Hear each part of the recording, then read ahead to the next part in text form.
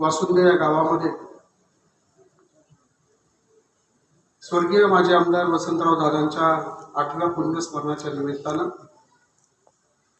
व्यासपीठावर उपस्थित असलेले आमच्या कुटुंबाच्या या एका क्षणाचे साक्षीदार होण्यासाठी उपस्थित असलेले आणि जुन्या काही आठवणींना उजाळा देण्यासाठी असणारे समोर बसलेले माझे सर्व ज्येष्ठ बांधव, तरुण सहकारी, व्यासपीठावर उपस्थित असणारे या तालुक्याचे माजी आमदार, विधानसभेचे माजी उपाध्यक्ष विजयराव आवटे साहेब, आमचे नेते माननीय खासदार सुजयदादा विखे पाटील साहेब, तालुक्याचे लोकप्रतिनिधी लंके साहेब यांच्या सुविद्य पत्नी सौ राणीताई लंके, अशोकराव सावंत, विश्वनाथ कोरडे साहेब, काशीनाथजी दाते सर,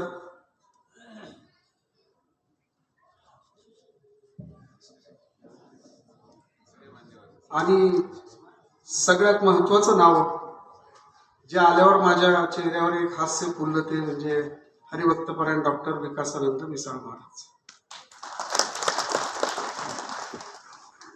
आज या ठिकाणी अनेक मान्यवर उपस्थित आहेत. मी सगळ्यांची माफी मागतो की मी प्रत्येकाचं नाव या ठिकाणी घेऊ शकत नाही, परंतु या अशा प्रसंगामध्ये सातत्यानं तुम्ही सगळेजण आमच्या कुटुंबाच्या बरोबर उभे राहिलेले आहात. मी सगळ्यांची भाषणं अत्यंत शांतपणे ऐकत होतो.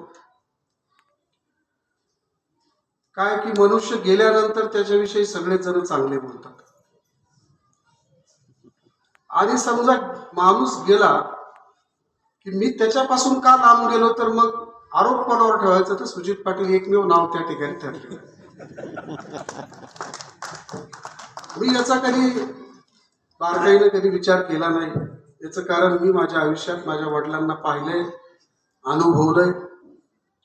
दादांनी माझ्याही पेक्षा जास्त प्रेम तालुक्यातल्या जनतेवर केलं. मग तो ठाकर समाजाचा असो, मग तो धनगर समाजाचा असो, मग तो बंजारा समाजाचा असो, मग तो दलित असो, कधीही कोणाला त्यांनी कमी लेखलं नाही. अनेक प्रसंग माझ्या डोळ्यासमोर आहेत. वेळ कमी आहे मला माहिती आहे, परंतु आज हा कार्यक्रम काही राजकीय कार्यक्रम नाही. याला कुठला राजकीय स्पर्श देण्याचा प्रयत्न देखील निश्चितपणे कुणी करू नये. हा माझा कौटुंबिक कार्यक्रम आहे आणि या कौटुंबिक कार्यक्रमाच्या निमित्तानं या कुटुंबातल्या एका सोहळ्यात सहभागी होण्यासाठी आपण सगळेजण आलात. मी जावरे पाटील परिवार आणि वासुंदे ग्रामस्थांच्या वतीनं आपलं खूप आभार मानतो. वडील या शब्दामध्ये प्रत्येकाच्या वेगवेगळ्या कल्पना आहेत. मी माझे वडील जे पाहिले ते एवढेच पाहिले की स्वतःच्या कुटुंबापेक्षा, स्वतःच्या मुलांपेक्षा त्यांनी दुसऱ्याची काळजी अखेरच्या क्षणापर्यंत, म्हणजे ते ऍडमिट होते तर शेवटच्या क्षणापर्यंत दुसऱ्या कुटुंबाची काळजी त्यांनी सातत्याने केली. त्यांचा मला नितांत अभिमान आहे. बऱ्याच वेळा तरुण पिढीला माहीत नसतं, लोकांचा बघण्याचा दृष्टिकोन वेगळा असतो. लोकांना वाटतं ही आमदार खासदारांची मुलं आहेत, ह्यांना काय कमी आहे. दादा स्वतः आमदार असताना अशोकरावनी सांगितलं की त्यांचे स्वतःचे सुद्धा बनियन फाटके असायचे. त्यांनी कधी उहापोह कधी केला नाही. अत्यंत प्रतिकूल परिस्थितीतून वाढलेला माणूस, परंतु कधीही आयुष्यात कोणाचंही मंडलिकत्व न पत्करणारा माणूस म्हणजे वसंतराव. शिवाजीरावनी लिहिताना थोडी काकोराय काढला मला शिर्के सरांनी की सुजित पाटलांच्या काही चुका असतील. मी सांगितलं चुकांचा धनी मीच आहे. जगामध्ये जेवढे काही दोष असतील ते माझ्यामध्ये, आणि ते मी स्वीकार करतो. मला वाटत नाही माझं काही चुकलं असेल, परंतु कदाचित समोरच्याला वाटतं म्हटल्यावर निश्चितपणे चुकलंही असेल. आता परत उद्या काहीतरी लिहितील माझ्यावर, हरकत नाही. परंतु एक वडील म्हणून पाहत असताना मला आज गहिवरून येतं की असा माणूस कसा असू शकतो जो स्वतः मृत्यूशय्येवर असताना समोरच्या माणसाचा विचार करतो, ज्यांनी कधी कुटुंब म्हणून आमच्या कुटुंबामध्ये मला नाही वाटत कधी लक्ष दिलं, उभं आयुष्य तालुक्यातल्या गोरगरीब जनतेसाठी ज्यांनी वाहिलं, प्रसंगी जिल्हा परिषद MSCB कार्यालयामध्ये पायी पायी जाऊन त्या ठिकाणी त्यांनी या तालुक्यातल्या गोरगरीब लोकांची कामं केली, त्यांना मिळालेले त्या काळचे त्यांना जी मोलाचे सहकार्य मिळालं ते स्वर्गीय शंकररावजी काळे, स्वर्गीय आबासाहेब निंबाळकर जे माझे त्यांच्या आत्यांचेच मिस्टर होते, स्वर्गीय बाळासाहेब विखे पाटील साहेब. कोणाचं काय मत आहे तर मला माहित नाही, परंतु खासदार साहेबांना मला एक गोष्ट सांगायची की आम्ही चारही वेळेस स्वर्गीय बाळासाहेब विखे पाटलांचंच काम ह्या परिसराने केलेलं आहे.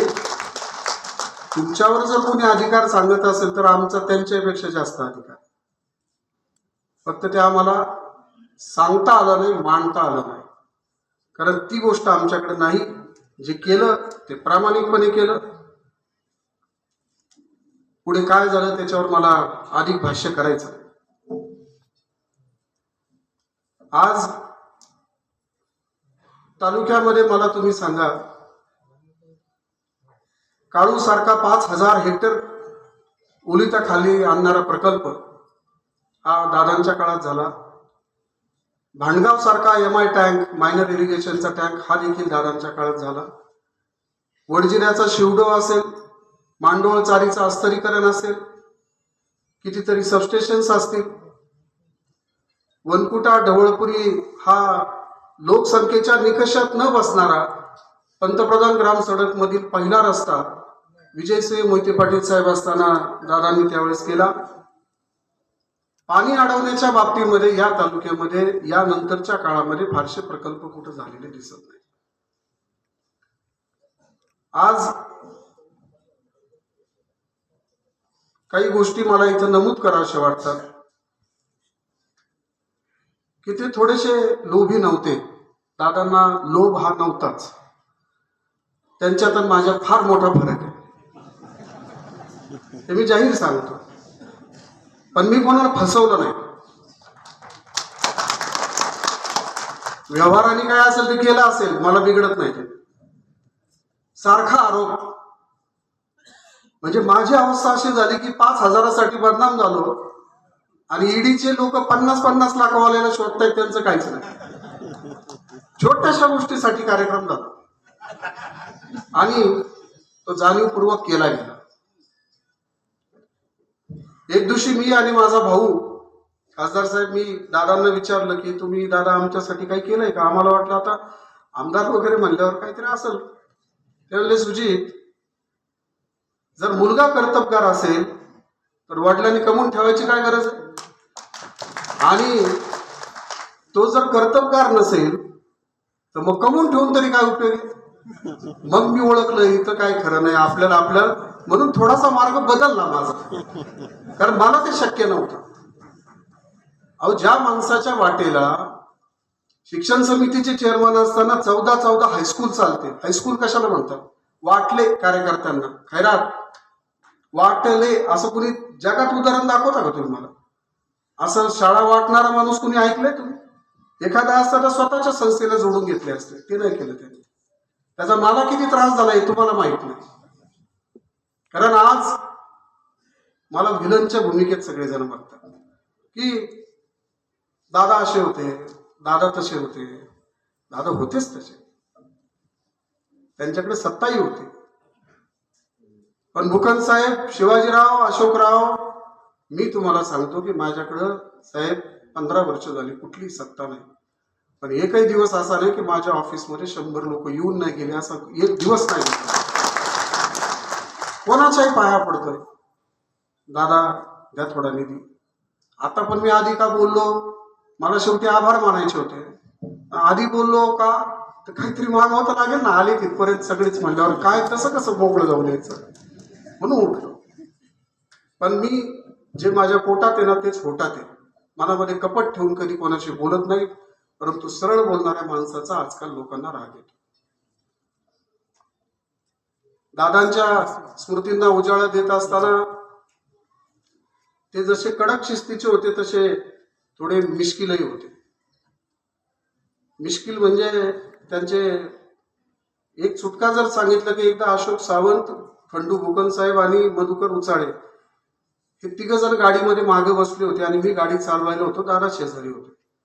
मी जरा जोरात गाडी चालवत होतो. वय 23 होतं, त्याच्यामुळे थोडा जोश अंगामध्ये होता आणि इतक्या जोरात गाडी चालवली की एक ट्रक समोरून आली आणि त्या ट्रकने कट मारला आम्हाला. कट मारल्यावर मी खाली उतरलो नाही, ट्रकला खाली उतरायला लावलं. मागचे भूकन साहेब वगैरे एकदम घाबरून पुढे आले. दादांनी मिश्किलपणे त्यांच्याकडे बघितलं. त्याने मला कळतंय, पण आता मी सुजितला कसं सांगू की तू लहान बापाचं हो म्हणून, मग तू खाली उतर असं कसं सांगू. ही अशी त्यांची एक वेगळी टिप्पणी होती. एखाद्याची खोड मोडून काढायची ना, माझीच मोडून काढली. मी आपला शांतपणे परत व्यवस्थित गाडी चालवायला लागलो. तर मी एकच गोष्ट तुम्हाला सगळ्यांना सांगतो की काय कोणाच्या मनात आहे, प्रत्येकाला असं वाटत असतं हा माणूस सकाळपासून कोणाच्या दहाव्याला आहे, कोणाच्या लग्नाला आहे, म्हणजे काय काहीतरी मिळवायचं म्हणूनच आहे असंही काही नाही. मी एकच गोष्ट लक्षात ठेवलेली की इतक्या प्रतिकूल काळात खिशामध्ये 50 रुपये नसताना देखील माझ्या वडिलांनी या लोकांची सेवा केली. आज ईश्वर कृपेने माझ्याकडे थोडंफार आहे, तर मी आयुष्यभर माझं हे आयुष्य तुमच्या सगळ्यांना समर्पित, एवढंच मी तुम्हाला सांगतो. काय मिळायचंय काय नाही ते मला माहित नाही, ते परमेश्वर ठरवेल. मी त्याच्यावर काही वकरी भाष्य करत नाही. मिसाळ महाराजांच्या सानिध्यात आल्यापासून एक वेगळं भगवद्गीता असेल, या सगळ्या गोष्टींमधून आता कशाचंच काही वाटत नाही. मिळालं तर आनंद, नाही मिळाला तर अत्यानंद, काही हरकत नाही. पण तुम्हाला सोडणार नाही सगळ्यांना. मग ते कोणतेही प्रश्न असू द्या, रोज प्रत्येकाच्या कोणत्या ना कोणत्या अडचणीमध्ये काम करण्याचं माझा एक मानस आहे. त्याच्यामध्ये अनेक अडथळे आणण्याचा प्रयत्न अनेक लोक करतात, परंतु माझी एकच तुम्हाला सगळ्यांना सांगणं आहे, मी खंबीर आहे. मला काय त्रास द्यायचा तेवढा देऊन घ्या, परंतु मी जोपर्यंत जी गोष्ट मला लागते ती निश्चितपणे याही पुढच्या काळामध्ये कोणाच्याही दारामध्ये जाऊन या तालुक्याला जे जे काही आणता येईल ते आणण्याचा प्रयत्न प्रामाणिक माझ्या मनामध्ये राहील. खासदार साहेबांचा एक गोड गैरसमज आहे, दादा फक्त विश्वास ठेवा, विश्वास ठेवा. याच्यापेक्षा मला अधिक काहीच बोलायचं नाही. कारण काय, माझ्यानंतर तुमचं भाषण आहे आणि तुम्ही काय नीट बोलणार नाही माझ्याविषयी मला माहिती आहे. त्याच्यामुळं मी फार काकोरा न काढता फक्त एवढंच सांगतो की विश्वास ठेवा, विश्वासाने चला, काहीच अडचण नाही. इथं व्यासपीठावर सगळेच जण बसलेले आहेत. मला कधी कोणाचा अपमान करणं कधी आवडलं नाही, आवडणार नाही. आज इथं जे सगळे आलेत ते दादांच्या स्मृतींच्यासाठी आलेत. राजकीय व्यासपीठ जरी नसलं तरी तुमच्या सगळ्यांच्या मुळे आमचं वैभव हे तसंच आहे. परमेश्वर उद्याच्या काळात ठरवेल काय करायचं ते. दादा, मी आज तुम्ही वाढदिवसाला माझ्या आलते आणि वाढदिवस देखील तुम्ही साजरा करायला लावला. इथं मी वाढदिवस कधी साजरा करायचा नव्हता ठरला. दादांनी सांगितलं करा तरच मी विकास कामाचे निधी देईल. मी केला, त्यांनी दिला निधी, अडचण नाही. विजयराव इथं स्टेजवर बसलेले आहेत. काय सांगू विजयरावांबद्दल मी. काही लोकांचं काय माहिती का, भाग्यच इतकं भारी असतं, भाग्य लागतं याला. अहो, आम्ही बोंबलत 20-20, 30-30 लग्न करतो रोज. मला नाही वाटत विजयरावांनी कधी कोणतं लग्न केलं. पण 15 वर्ष हा माणूस या तालुक्यामध्ये सत्तेत राहिला, आमदार राहिला.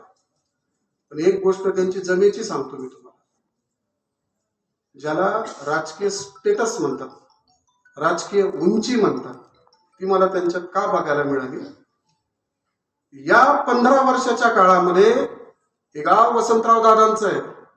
या गावाचे 20च्या आत विजयरावांची गाडी कधी आली नाही आणि कधी हस्तक्षेप केला नाही. ही जी एक उंची असते राजकीय, ही उंची फार महत्वाची. ती जर प्रत्येकाने जपली तर मला वाटतं अडचण यायचं काही कारण येऊ शकत नाही. परंतु ह्या गोष्टी इथं बोलल्या पाहिजेत. आज इथं राणीताई देखील आल्यात. त्यांचा आणि माझा आता काय फारसा कधी म्हणजे आपला काही फारसा नाही कधी संबंध आला, परंतु त्याही या कार्यक्रमाला आल्यात. त्यांचं मी आमच्या सगळ्यांच्या वतीनं स्वागत करतो आणि आता खासदार साहेबांकडे वळतो. दादा मला काही नको, मला फक्त एकच गोष्ट पाहिजे. विजयराव माझ्याकडे कडक बघतायत एकदम. मी चांगलं बोललो साहेब, तुम्ही एकदम असं बघितलं मला बोलू पण नको मी.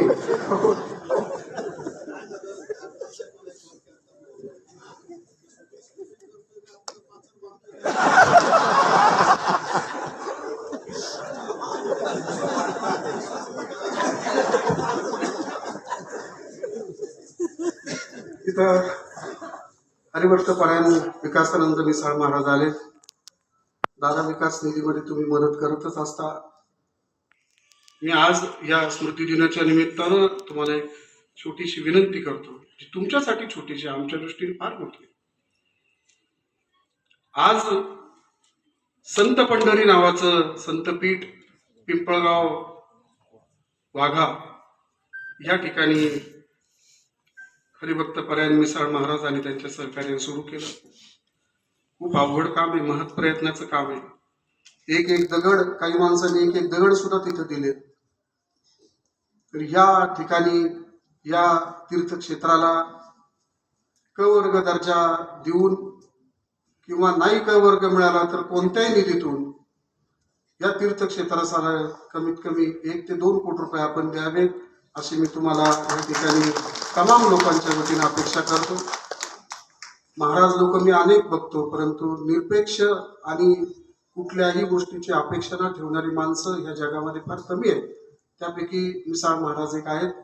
आणि माझं दादा तुम्हाला विनंती आहे की ही विनंती तुम्ही निश्चितपणे मान्य कराल, अशी एक अपेक्षा तुमच्याकडनं व्यक्त करतो. अजून बरंच काही मागायचंय, परंतु मला माहिती की आता तुम्ही मग हे पण नाही देणार आता जास्त मी बोललो तर. त्यापेक्षा एवढंच आज मी तुमच्याकडे मागतो की हे एवढं नक्की आमच्या या चांगल्या कामाला मदत आपण करावी. यापेक्षा अधिक तुमच्या सगळ्यांना मला काही सांगायचं नाही. माझ्याबद्दल काय काय समज गैरसमज मी हात जोडून सांगतो, काढून टाका, काही ठेवू नका. दादांचा मुलगा म्हणून सांभाळून घ्या मला, यापेक्षा वेगळं तुम्हाला सांगणार नाही. कधी कधी शेवटचं सांगतो आता, कधी कधी काय असतं की तुम्हाला असं वाटत असतं सगळ्या गोष्टी पण फार अवघड असतं. सकाळी उठून रोज फिरायचं, गाड्या, ड्रायव्हर, डिझेल, ही सोपी गोष्ट नाही. ही लोकांना कधीच कळत नाही. फक्त कपडे दिसतात आणि गाडी दिसते माणसाची, काय जोरात चाललंय त्यांचं. आपण सकाळपासून काहीच खाल्लेलं नाही हे कधी कोणाला दिसत नाही. खासदार साहेब, इथं एकदा मुख्यमंत्री मला व्हायचंय म्हणून एक माझेच नातेवाईक असलेले केंद्रीय मंत्री आता आहेत, ते बीजेपी सरकारमध्ये फार जवळचे नातेवाईक आहेत माझे. तर त्यांनी एक सहीचा कागद दादांकडे सांगितला आणि त्यांनी सांगितलं की याच्यावर जर सही केली तर त्या काळात फार मोठी रक्कम, मी इथं सांगणं ते उचित नाही, फार मोठी रक्कम. दादांनी त्या कागदावर सही तर केलीच नाही, परंतु त्यांना चहा पाजून बाहेर पाठवलं.